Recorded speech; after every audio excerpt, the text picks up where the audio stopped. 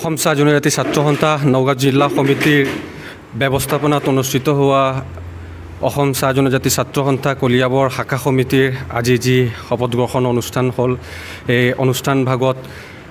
আমাক সম্পূৰ্ণভাৱে সহায় সহযোগিতা আগবঢ়া আটাইকেইগৰাকী ব্যক্তিলৈ আমি আন্তৰিকতাৰে শ্ৰদ্ধা জ্ঞাপন কৰিছোঁ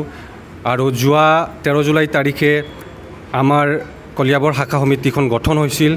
কিন্তু আজি এই শপত গ্ৰহণ কাৰ্যসূচীত আমি আনুষ্ঠানিকভাৱে আজি দায়িত্বভাৰ গ্ৰহণ কৰিছোঁ আৰু আমাৰ এটাই লক্ষ্য আৰু উদ্দেশ্য হৈছে এই জাতিটোৰ বাবে কাম কৰি যাবলৈ জাতিটোৰ সমস্যা অগণন কিন্তু এই সমস্যাখিনি কেনেধৰণে আমি সমাধান কৰিব পাৰি সেই সূত্ৰখিনি আমি বিচাৰি উলিয়াব লাগিব আমি একত্ৰিতভাৱে সকলোকে লগত লৈ এই জাতিটোৰ সমস্যাৰ বাবে কাম কৰি যাবলৈ আছে আৰু পৰৱৰ্তী আমাৰ কাৰ্যনিৰ্বাহক সভা অনুষ্ঠিত হ'ব সেই সভাত আমি সেই সমস্যাসমূহ সমাধানৰ ৰূপৰেখা অংকন কৰিম কেনেধৰণে আমি সমাধান কৰিব পাৰিম আমাৰ সন্থাটোৰ আমাৰ ভূমিকা কি থাকিব আমাৰ শাখা সমিতিয়ে এই সমস্যাখিনি সমাধানৰ ক্ষেত্ৰত কেনেধৰণৰ ভূমিকা গ্ৰহণ কৰিব তাৰ বাবে আমি পৰৱৰ্তী পৰ্যায়ত প্ৰস্তুত আমাৰ